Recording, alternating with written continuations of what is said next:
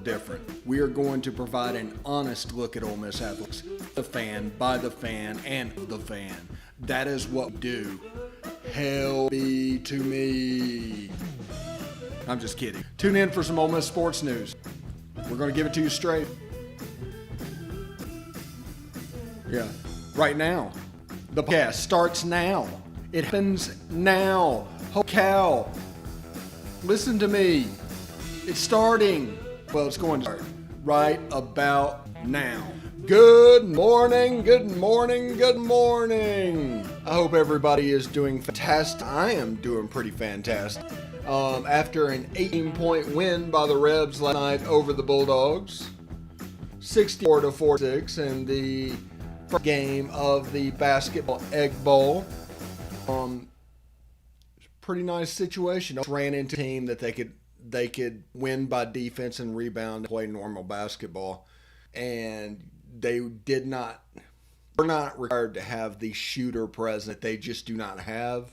Devontae Shuler had a decent game. He played 33 minutes. But all in all, it was a fairly decent game. And let's see, Devontae Shuler finished with 22. Kel Joyner finished with 12. KJ Buff 9. Mencio Vaughn 7. And looking at rebounding, Luis Rodriguez was probably the leader. Jarkel Joyner had 5. Melo White got in obvious foul trouble early. He finished 2 points and 3 boards and 4 personal fouls.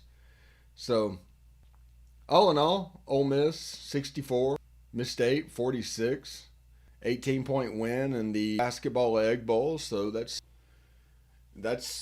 kind of the situation you want to be in, and this is the way that this team can win games. They don't have the shooter. They don't have things like that necessary, so they have to kind of grind out wins playing defense, rebounding, and shooting a high percentage of 2 and working around the basket. That is their formula. That is what they need to do. And they were able to do that last night against Mississippi State, 64-46. 8-point lead at the half. They outscored him by 10 in the second half. So Ole Miss improves to 7-6, goes to 2-4 in conference. And it's a good start because they're getting ready to play other teams that have just the same trouble scoring as they do. They have their Tennessees and that on the schedule, but there are teams that kind of fit the profile, have a chance to make a little bit of a run, I think. Let's look at this real quick. I'll tell you the next 5 games are. Texas A&M, who's about the same record they are. At Arkansas, who's same conference record as they are. At Georgia, it's a revenge game. If they shoot fairly well, they should be able to handle Georgia. Then they have to see at Auburn. Bruce Pearl has all manners of problems with Davis. That's the way it is.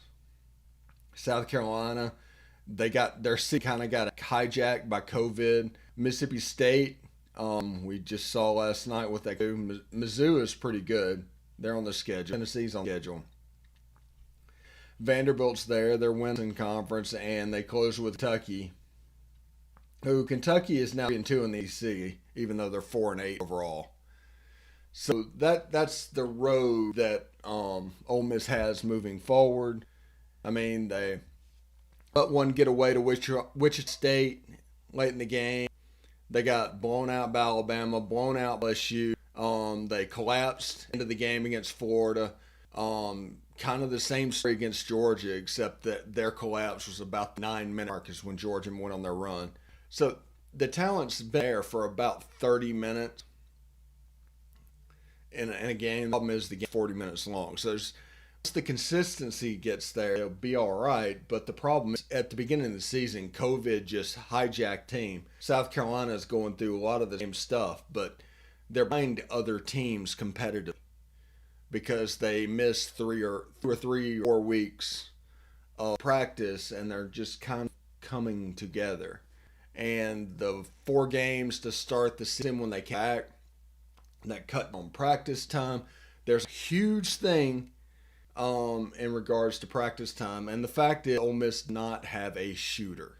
Just there's no Marshall Henderson, there's no Chris Warren, there's no Stephen Moody, and not having that piece hurts them. You can be good everywhere else, but not having that piece hurts them. So anyway, you can listen to the podcast at the Stephen Willis on Twitter or at Ole Positively. Catch us on Facebook at facebook.com/POMcast. Of course, we're YouTube at Positively Ole Miss. Hit the bell for notifications. We're streaming. As you can see, those notifications are going out. So that'll always let you know when something new is out for you. And we're on chat Positively Ole Miss, one word. So any of those, and you keep up with the video aspect of the podcast, which is about to grow. I'm supposed to get the first part order today, and we'll start building, and we're putting together studio and things like that. Now, if you're on audio, you can catch us on Google Podcast, Apple Podcasts, Stitcher, Spotify, SoundCloud, TuneIn Radio, iHeartRadio, and Pandora. Leave a review, 5-star. It's all algorithm based. The more you do, the more you're searched. You come up. The more you come up when you're searched, and that'll help us out greatly for those that like the audio aspect. Want to thank Greg Whitehead, Tampa Bay Rebel Club. They're talking about their watch parties being set up for 2021 and especially the Louisville game. As soon as I have information, I will let you know. Anyway, that is segment 1 in the books. Stay around.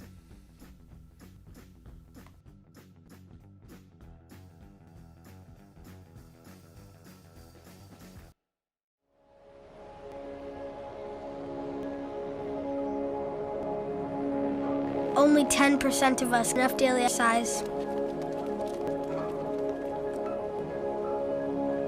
And that number is dropping.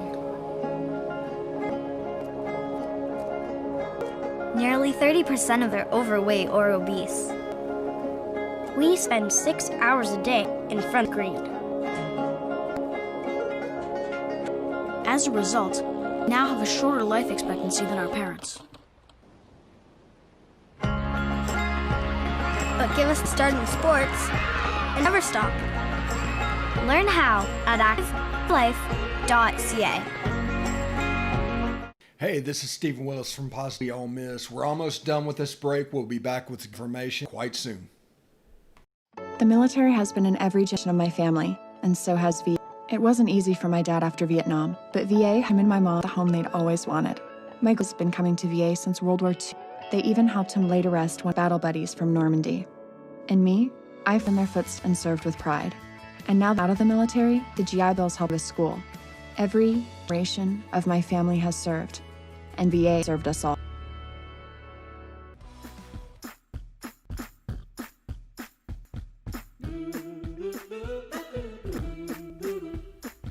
All right, welcome back to the POMcast. Stephen Willis here.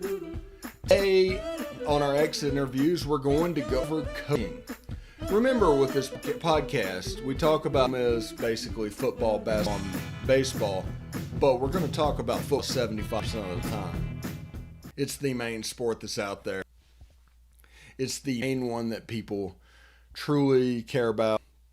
That is, what we're going to do. We're going to talk about football. We're going to talk about recruiting. We're going to talk spring ball. We're going to talk about summer workouts.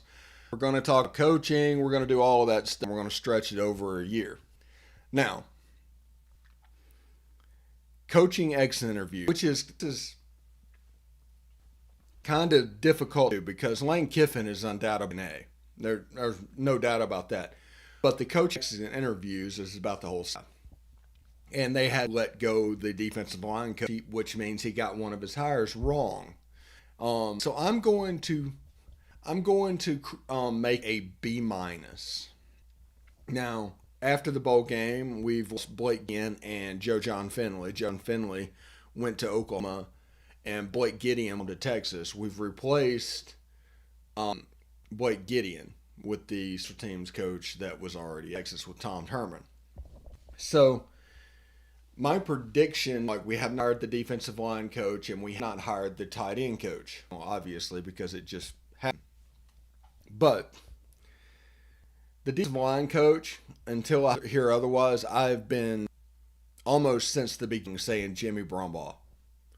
I mean, there's way too many fits and way too many angles to just discount him until you can discount him.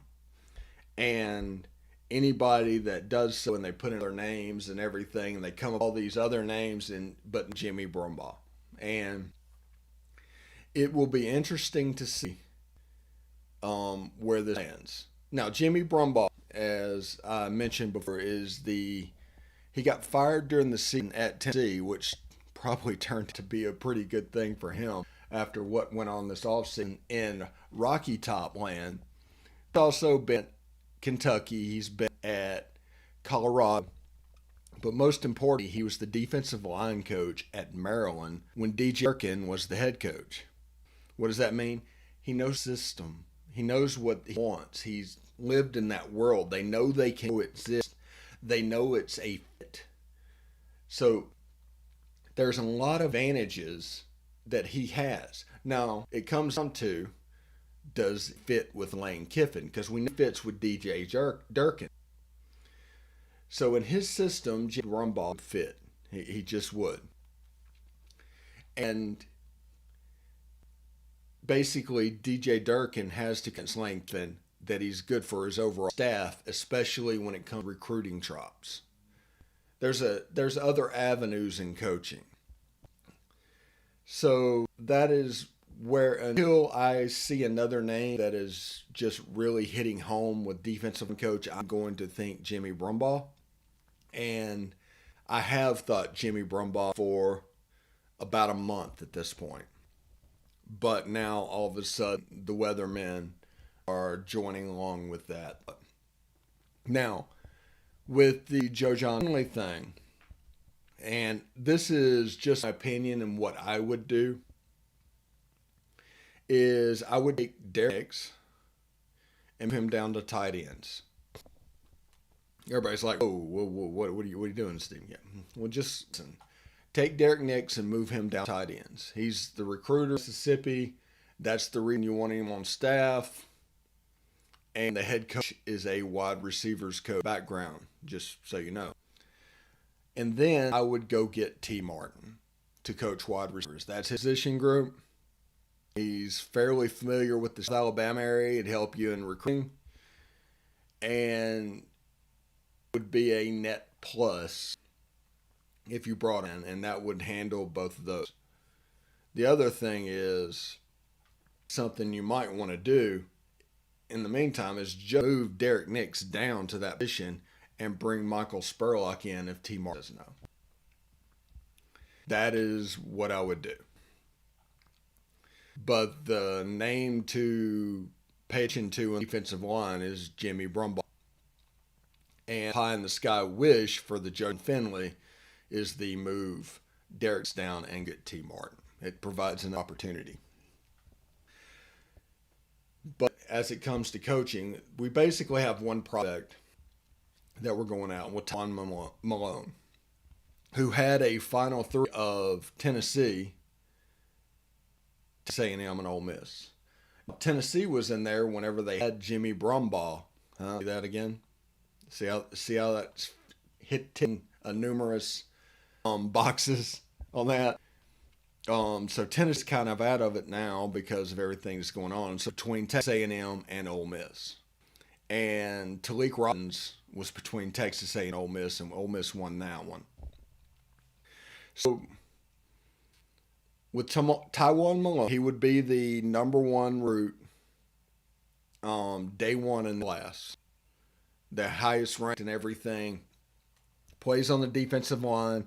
Doesn't have to contribute immediately. Can get 15 snaps a game and just kind of acclimate college ball as a true freshman, and then get 25 or 30 or even start next year. The goal is got these two JUCO defensive linemen that they're very good. They really are. There's athleticism. There's all this stuff. Jamon Gordon made a case in college that Ole Miss should have been hard on him then. and it is just got Ole Miss to offer this time. And he played really well. But with Talik Robinson and Tywan Malone, what you hope is they can do year one at 15 snaps a game, and then year two, they're the stars. The JUCO guys behind them, and the snaps are kind of equally distributed. Now, this is on, we play multiple fronts, all that stuff. But that's kind of the goal, or the hope, I should say. Because if Tywan Malone is what I think he is, he's better than the JUCO players. So I hope by year two, he's there, or he's playing majority of the snaps. Same with Talik Robinson. If not, the insurance policy, those two JUCO players. I mean, that's the way it works, and that's the way they're looking at this situation. It's all about player development. It's all about things you can advertise out to the next generation of recruits. And sitting on the bench to your junior year is not advertisable. That's not a bit in today's recruiting market. But if you play as a true freshman bit, which they would, start as a sophomore, it's worth looking into. And that creates the competition element of the team to where everybody is just battling, and the 3 days practice is worse than the game on Saturday. Saturday becomes fun. That's the goal. They're trying to make the competition during practice more grueling than what they're going to see on Saturday, which there is to do that. That's, good for them, but they have Alabama in their division. They have LSU in their division. I don't know if Ole Miss is going to be able to do that, but to that, they're going to raise the level each generation. That's the goal, to raise the level each generation. And 2 years, you have a bunch of A&M, Alabama level players, LSU level players participating in Oxford. That's the plan. That's what they want to do. And they're on their way with a team-based recruiting class. You saw under Orgeron in 2008.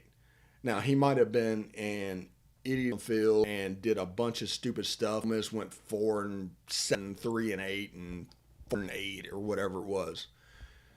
But those two classes in means, in 2008, that was one of the best talent-wise teams in the country. By the end of the year, they're beating anybody, even with a regressive offensive system.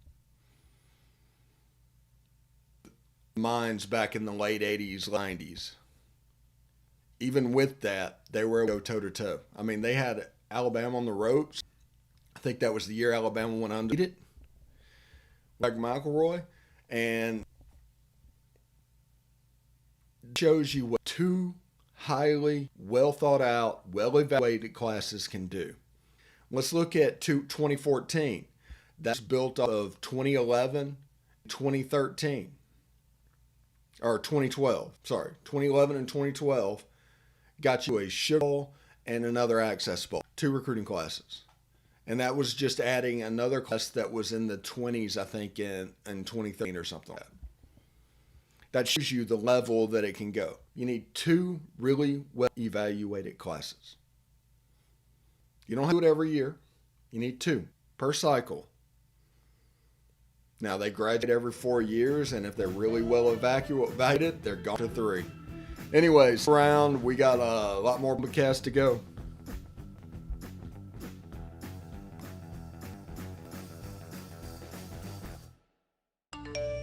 You want to answer that, don't you? I bet it's just killing you, being the glow just inches away. Someone wants to tell you something, or ask you something. Oh, come on, answer it already! Just so we're clear, that wasn't my fault. Next time, ignore your inner voice. Don't text and drive. A message from Florida's Choice Independent Insurance Agents. Hey, this is Steve Willis. I just want you to stick around a little longer. We're going to get back to the podcast right after these messages. Tonight, nearly 40,000 veterans across the country are homeless. Men and women have pledged to serve our nation, and now we must serve them. Landlords across the country have helped make significant progress in reducing veteran homelessness by making housing available, but there is more we can do to bring our veterans home. Visit www.va.gov/homeless to see how you can get involved. And if you are a veteran or are experiencing homelessness, please call 877-48-VET. Thank you. Right, POMcast, last segment of the day on this Wednesday, January 20th. Thank you so much for joining us. Please leave a review, 5 stars. Say whatever you want to. You can talk all kinds of noise about me. But star review. And that'll help people that search after you locate this. So especially like this. Now, today, the equipment is supposed to start coming in for $20,000 investment in the show. We're doing the podcast right now, and it's basically set up just to train me to talk for a half hour at a time. It was to get me back from my surgery. And I've kept up as a means to, build an audience. Thank you so much. I mean, our numbers have gone up every month. It looks like stairs month to month if you look at that. So thank you very much for that. We have some painting to do in the Palatial Central Florida studios, and we have built our stand-up wall and decorating that. I've got an old, I think his name's Daniel Moore print from 1993. I was going to put that up and looked in there in the Battle M in the background, like, oh, I'll put it in another part of the office then. But I also have some MWO posters I'm probably going to get framed and, hang those up instead. And, DK and AJ just in for the show. So stand-up wall. So looks pretty cool. Got a flag, Independence Bowl from 1983. I can't believe that flag has made it at this point. Let's see, how far? 38 years. That's crazy. But it has. And I've got a playbook from Mike McIntyre from 2000. His offensive playbook for that. Got, so you'll be able to see that as it'll all be behind me on my stand-up wall. So that's exciting. Once the equipment gets here, we have to figure out how to set it up to where stand-up wall is available and normal wall and multiple camera angles can be used. And I'm planning on setting up my podcast where there's probably at least 2 or 3 angles available to you. Just so it is, Wayne's World-ish, of just a talking head on monitor and you call that video. I don't want to do that. I want to change it up as much as I can. If you're looking for an example of what I might look for, I don't know his name, at 24/7 Sports. He does a podcast on YouTube. I think it's name like Josh Pate or something. But the technical aspect of doing multiple camera shots, and I mean, it's not going to look exactly the same. But that's kind of a close proxy of what we're looking at. And, I have a lot of flexibility with this because this is a completely related thing. This is, this allows us to do different segments and things that independent media can't do because they're so scared of being viewed as a fan because set that environment. It's a construct that they've built themselves. And being outside of that is just so much freedom to give you more of what you want. We're going to pay attention to what you're listening to. We're going to, it's like, oh, anatomy of a touchdown. The audience really spoke during the 7-minute mark. They were interested in this. That's kind of the plan. Whenever we're doing this, I mean, it's going to be a lot of fun, and it's going to be introductive, and we're going to have if we get equipment in and get it set up and everything. Our first Chris Thrasher segment is going to be this week, the Oxford correspondent. We're going to do uniforms. We're going to recruiting. We're going to do stuff that you are interested in. We're not going to build just an anxious environment, because that's where people trying to milk you for me, is an anxious environment and fear-based.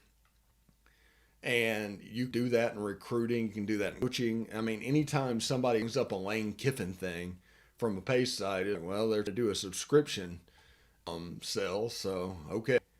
But we're not going to do that. We're not going to basically use you as an ATM. I mean, it's not here. Whenever we say an honest coverage of Ole Miss athletics, it's just going to be we're not going to dwell. We're not going to just beat something in the ground. We're just going to tell you what's going on. And we say all the time in basketball right this year is like, Ole Miss doesn't shoot her. I mean, how many times can we say that when something goes wrong? Then we do. If we do, could beat it to death, the dead horse. But Ole Miss right now doesn't have a shooter. There's nothing you can really do with that. So that's what we're talking about. We're going to say it. We're going to be honest about it. We're going to tell you what's going on, but no need to create that anxiousness that media creates. So that's our goal. Anyway, Wednesday, January 20th. Thank you very much for listening. I'm Stephen Willis. This has been the POMcast, and hotty toddy.